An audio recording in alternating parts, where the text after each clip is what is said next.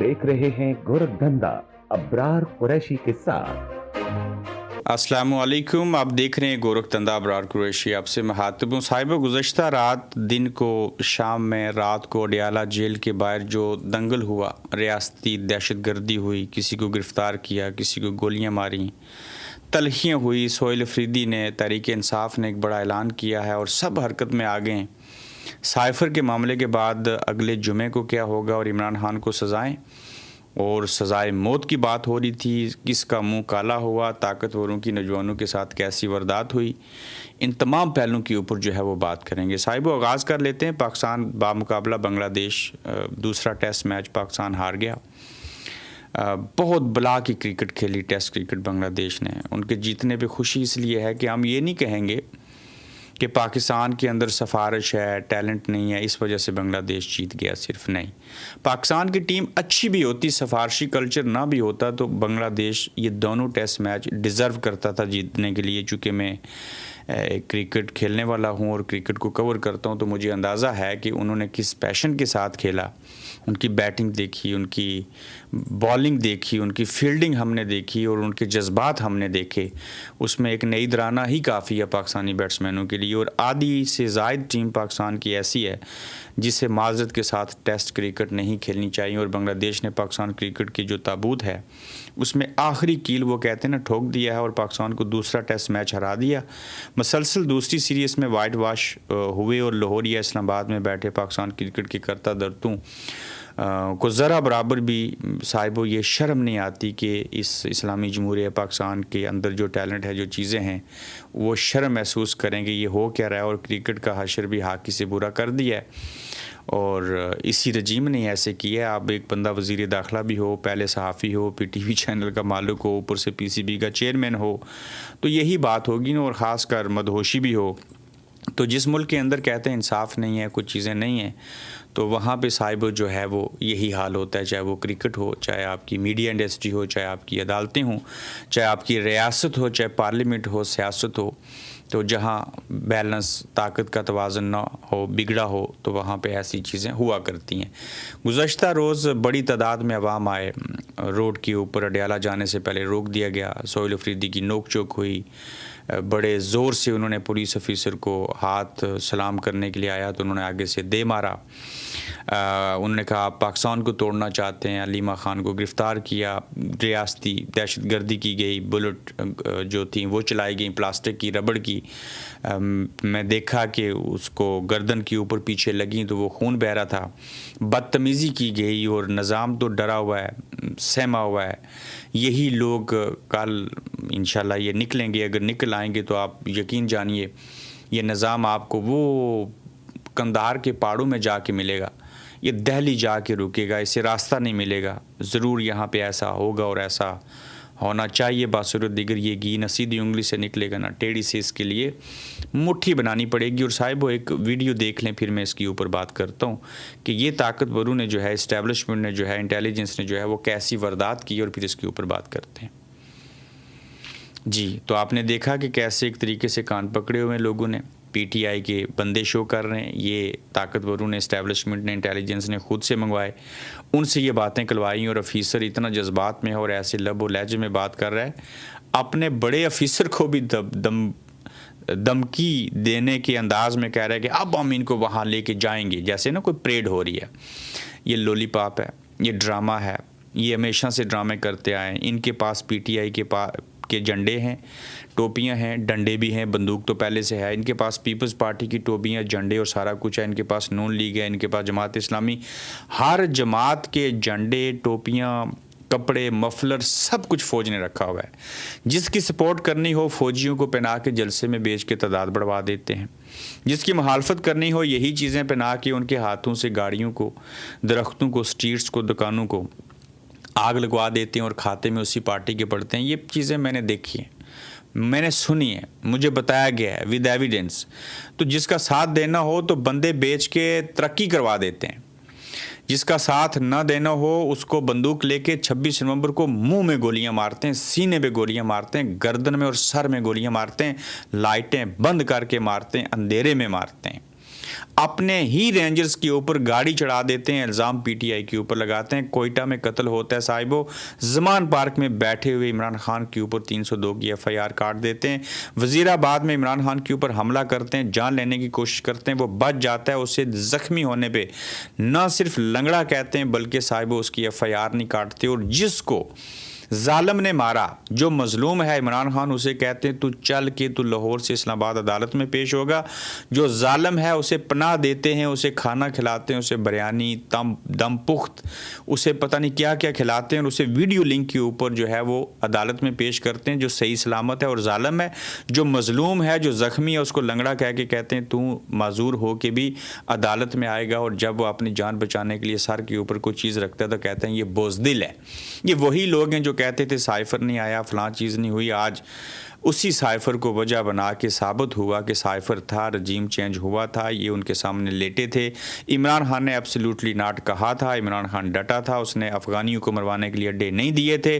عمران خان کسی کا پٹھو نہیں بنا تھا, روس کا دورہ خود ارینج کیا, اوپر سے دوگلی پالیسی کی اور امریکہ کو کہا کہ یہ ہماری بات نہیں مانتا. جنرل فیض حمید عمران خان کے ساتھ بھی تھا, اوپر سے جنرل باجوہ کو ایکسٹینشن چاہیے تھی اور ادھر نون لیگ کے ساتھ ملے ہوئے تھے. تو یہ ایک ایسا گورکھ دھندا ہے ملٹری اسٹیبلشمنٹ جو لوگوں کی سمجھ میں نہیں آ رہا تھا, اب ان لوگوں کی سمجھ میں آ چکا ہے. تو لہٰذا آرٹیکل 6 کا مطالبہ کیا جا رہا تھا کہ عمران خان کو سائفر کیس میں سزائے موت دلوانے کی کوشش کی گئی, لیکن سائفر سامنے آنے کے بعد عمران خان سرخرو ہو چکے. اب یہ سزائے موت باجوہ کو اور فیض حمید کو ہونی چاہیے, اور غداری کرنے والوں پر آرٹیکل 6 لگنا چاہیے. ہماری جان جاتی ہے تو جائے, لیکن بولیں گے, باقی لوگ بھی بولیں گے, انٹرنیشنل میڈیا دیکھے گا کیا ہو رہا ہے. ہمیں اپنے اراکین اسمبلی پر فخر ہے کہ انہوں نے ہمارا ساتھ دیا. علیمہ خان صاحبہ جو ہیں وہ انہوں نے بیان دیا ہے. صاحبو پھر آپ دیکھیے کہ ساتھ میں جمعے کو احتجاج کی کال دی ہے سہیل افریدی نے, اور اب یہ کام رکنے والا نہیں, تھمنے والا نہیں. یہ مزاحمت کریں گے, یہ کرتے رہیں گے. آپ سلمان اکرم راجہ, اعتزاز احسن سامنے آئے, دیگر لوگوں کی پریس کانفرنس سنیں اور دیکھیں تو اس سے پتہ چلتا ہے کہ پی ٹی آئی نے اب کمر کس لی ہے. تمام لوگ جو ہیں وہ حرکت میں آ چکے ہیں. جمعے کو جو احتجاج کی کال ہے اس میں کہا گیا کہ اپنے تمام ایم پی ایز کو جمعے کے دن ہر شہر میں احتجاج کی ہدایت کرتا ہوں. ہمارا رویہ آنے والے منگل کو مزید سخت ہوگا. پورا پاکستان دیکھے گا کہ ہمارے درمیان اب کوئی اختلاف نہیں, بھرپور مزاحمت ہوگی. سائفر کے نتیجے میں رجیم چینج نے پاکستانیوں کو تباہ و برباد کیا ہے. نفرتیں بڑھتی جا رہی ہیں. سہیل افریدی کے باقول کے پی کے لوگوں کو دیوار سے لگانے کی کوشش کی جا رہی ہے. اس سے نقصان پاکستان کا ہوگا.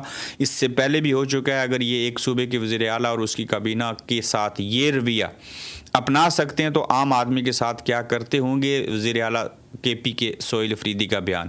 میں نیا پاکستان کے اوپر جو حسنین ہیں ان کی کچھ ویڈیوز دیکھ رہا تھا, تو وہاں پہ جو لوگ آئے تھے وہ کہہ رہے تھے کہ آج یہ سہیل افریدی آئے ہیں, دیگر لوگ آئے ہیں, خان کی بہنیں ہیں, ہم اپنے مرشد کو ملنے آئے ہیں, ہمیں روک دیا ہے, اب ہم یہاں سے واپس نہیں جائیں گے.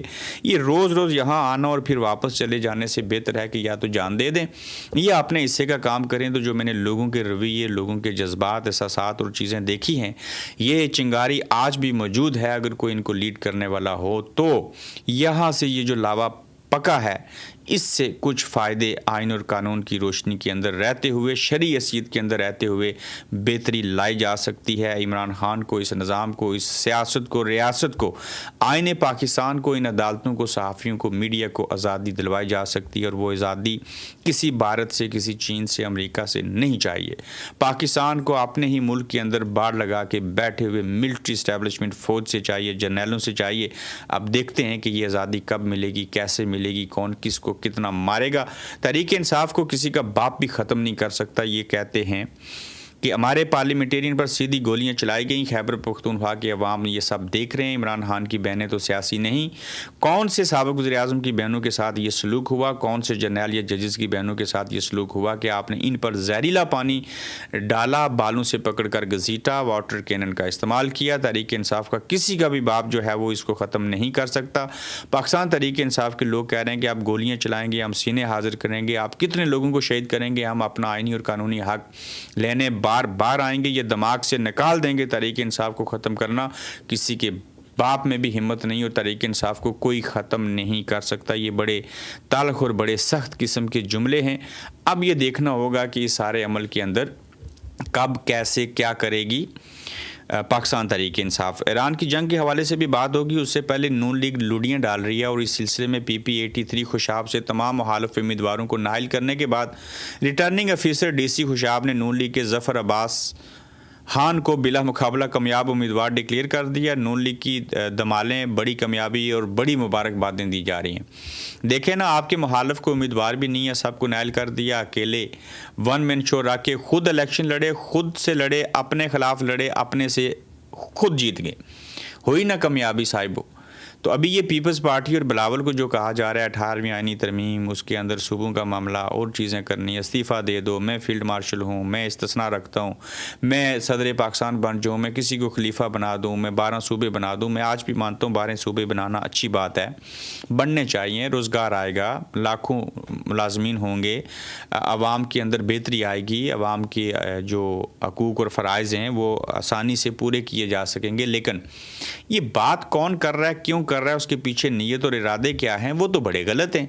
تو لہٰذا پھر ایسی صورتحال کے پیش نظر تو پاکستان پیپلز پارٹی بھی نہیں مانے گی. اور اگر PTI اور پیپلز پارٹی والے ایک مساق جمہوریت کر لیں تو ادھر سے نون لیگ کو لالے پڑے ہیں کہ ہمارے ساتھ اسٹیبلشمنٹ پتہ نہیں کیا کرے گی, PP چھوڑ دے گی. تو PTI اگر اگٹھی ہو جائیں, یہ سارے ڈٹ جائیں اور اسٹیبلشمنٹ کے خلاف کھڑے ہو جائیں, تو ہو سکتا ہے عدم اعتماد بھی ہو جائے. اور جب دیکھے اسٹیبلشمنٹ کہ نون لیگ کچھ کر بھی نہیں رہی اور پیپلز پارٹی اور PTI والے اکٹھے ہو گئے ہیں, یہ چیزیں اس طرف چلی گئی ہیں, تو ہو سکتا ہے نہ رہے بانس نہ بجے بانسری. تو فیلڈ مارشل جو صدر بننا چاہتے ہیں وہ کل مارشل لا لگا دیں. ویسے تو مارشل لا پہلے سے ہے, تو پھر یہ سارے لوگ کیا کریں گے, یہ بڑا اہم سوال ہے. تو سب کو اپنی فکر پڑی ہے. ایران کے دورے جاری ہیں اور وفاقی وزیر داخلہ محسن نقوی دورہ ایران کے اوپر ہیں, اور وفاقی وزیر داخلہ محسن نقوی تہران روانہ ہوئے. ایرانی میڈیا کے مطابق اور محسن نقوی ایران امریکہ مذاکرات پر ایرانی قیادت سے ملاقات کریں گے. وفاقی وزیر داخلہ ایک ہفتے میں دوسرا دورہ ایران کا ہے. ایرانی میڈیا کے بقول دیکھتے ہیں پاکستان ثالثی کا کردار ادا کر سکتا ہے یا نہیں. ٹیکسز کی صاحب و پاکستان کے اندر بھرمار ہے. اس سے پہلے بجلی مہنگی ہوئی, پھر بجلی آتی بھی نہیں, گرمی بے انتہا ہے, کسانوں سے برا سلوک ہے, عام عوام سے برا سلوک ہے, پیٹرول کی قیمتیں, ڈیزل کی قیمتیں ہم نے بڑھا دی ہیں. بل اتنا زیادہ نہیں جو ادا نہ ہو سکے, مگر ذرا ریاستی لوٹ مار کا جو ملاحظہ ہے میں آپ کے سامنے رکھوں, اگر آپ اس کو دیکھیں تو گیس کی قیمت 300 روپے, فکس چارجز 600 روپے, 300 روپے کی گیس استعمال پرچی ST استعمال پر GST جو ہے وہ 169 روپے, یعنی 1110 کے بل میں 769 روپے جگہ ٹیکس ہے. یہ ہے تجربہ کار فوجیوں کی بنائی ہوئی وہ IFCF, یا پتہ نہیں اس کا کیا نام ہے. اور آپ دیکھ لیں کہ 769 روپے جو ہیں 1110 روپے میں سے ٹیکسز لگائے جا رہے ہیں. یہ قوم کیا کرے گی, یہ کس طرف جائے گی, یہ چیزیں کیسے جو ہے وہ بہتر ہوں گی. آزاد کشمیر کے انتخابات کے حوالے سے آج کے دوسرے ایپیسوڈ میں بات کروں گا کہ وہ کن انتخابی فہرستوں کے اوپر ہوں گے. 9 جون کو جوائنٹ عوامی ایکشن کمیٹی احتجاج کرنے جا رہی ہے. اگر یہ الیکشن ڈیلے ہوتے ہیں تو اس کی قانونی اور آئینی حیثیت کیا ہوگی, ایک پر ڈیلے ہوگے تو پھر اس کا کیا حل کیا جائے گا, کیا انتخابات بر وقت ہوں گے, کس چیز کی کمی ہے, کس طرف چیزیں جا رہی ہیں, اس کے اوپر بھی بڑی مفصل بات کریں گے. جو کہ خدشہ ہے کہ جو جوائنٹ عوامی ایکشن کمیٹی احتجاج کرے گی اس کے اندر کوئی خون کی ہولی نہ کھیلی جائے, کوئی فساد نہ ہو جائے جس کا اثر آنے والے آزاد کشمیر کے انتخابات کے اوپر پڑے. اور پھر یہ جو ووٹر فہرستیں ہیں, یہ جو الیکشن کے اندر تاخیر کا عمل دیکھنے کو مل رہا ہے, اگر ایک بار الیکشن اپنے ٹائم کے اوپر نہ ہوئے تو پھر کیا ہوگا. چونکہ ہمارے پاس پاکستان کے اندر جب اسمبلیاں توڑی گئیں تو انتخابات نہیں ہوئے تھے. اس وقت سابق وزیر اعظم, سابق صدر ریاست بیرسٹر سلطان محمود چودھری دنیا سے چلے گئے, اللہ ان کی مغفرت کرے. ان کی جگہ موجودہ اسپیکر اسمبلی لطیف اکبر صاحب قائم کم صدر ہیں, نئے صدر کو نہیں بنایا گیا. مان لیتے ہیں جب الیکشن ہوں گے تو اس کے بعد جو پارٹی حکومت میں آئے گی وہ صدر بنا لے گی. لیکن اگر صدر کی جگہ صدر نہیں بنایا گیا, الیکشن کی جگہ الیکشن نہ ہوئے, تو پھر کیا ہوگا, گورنر راج. پھر کیا ہوگا, لمبے عرصے کے لیے کوئی الیکشن نہیں ہوں گے. اوپر سے 28ویں ترمیم کر کے صاحبوں میں پھر سے یہ ریمائنڈر دے رہا ہوں, آزاد کشمیر کو صوبوں کے ساتھ مرج کرنے کی کوشش کی جا رہی ہے. گزشتہ روز میں نے احسن اقبال صاحب کا بیان, نون لیگ جس کی وفاق میں حکومت ہے وہی نون لیگ جو آزاد کشمیر میں حکومت بنانے جا رہی ہے, اگر ان کا ایک بندہ یہ کہہ رہا ہے کہ یہ صوبائی طرز حکومت کے اوپر گلگت بلتستان کو ہم ڈیل کر رہے ہیں تو آزاد کشمیر کو بھی صوبوں کے ساتھ مرج کر دینا چاہیے, تو پھر آپ کو غور و فکر کرنا چاہیے. اس وقت جوائنٹ عوامی ایکشن کمیٹی کو چاہیے کہ وہ الیکشن کے اندر 12 سیٹوں کے مطالبے کے اوپر غور و فکر کریں, پہلے انتخابات ہو جائیں, نئی حکومت آئے, اس سے وہ ساری چیزیں منوا لیں. اب چونکہ وقت کم ہے تو اگر آپ نے الیکشن سے پہلے یہ چیزیں کر کے الیکشن کو ہی کہیں کسی وجہ سے جہاں خیر نظر آ رہی ہے وہاں چھپا شر اگر کام کر گیا تو اس سے اگر آپ نہ بچ پائے تو یہ کہیں پورا نظام نہ لپیٹا جائے. تو لہٰذا دانش مندی کا مظاہرہ کرنا چاہیے, حکمت سے کام کرنا چاہیے. یہ جو گورکھ دھندا بنا ہوا ہے یہ جوائنٹ عوامی ایکشن کمیٹی کی قیادت کو, نون لیگ پیپلز پارٹی, تمام لوگوں کو سمجھنا چاہیے کہ یہ عمل کیا ہے, اور پھر پی ٹی آئی کو بطور جماعت آزاد کشمیر میں رجسٹرڈ نہ کرنا, پھر اس کو الیکشن نہ لڑنے دینا, آزاد امیدوار کے طور کے اوپر لڑنا. آپ یہ ساری چیزیں دیکھ لیجئے کہ آزاد کشمیر کے اندر جو ہے وہ پاکستانی طرز سیاست, پاکستان کا فارم 45 47 کا طرز نظام جو تھا وہ چھا گیا ہے, اور وہ اب چونکہ کشمیری اگر نہیں بولیں گے تو وہ انہی چیزوں کو لے کے ہمارے اوپر بھی پریکٹیکل کرتے رہیں گے. اپنا خیال رکھیے, اپنا فیڈ بیک دیجیے, تو جلد انشاءاللہ آپ سے پھر ملیں گے.